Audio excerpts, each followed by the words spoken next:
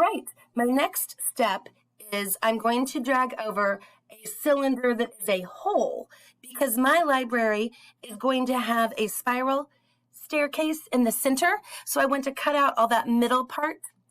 I'm going to change the dimensions by clicking on this left white square here and changing the length and the width to 60. And then I'd like to change the height, this middle white handle square, to 35, a little taller than my cylinder. Now comes the tricky part, but you can do it. I'm going to click on the cylinder, and you can see it's highlighted. Then I'm going to push Shift and hold it while I click on the hole. You can see it selected both of them because my rectangle goes around both.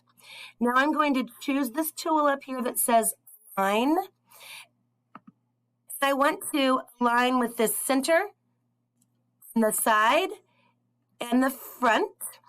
Yes, so that it goes right in the middle of my cylinder.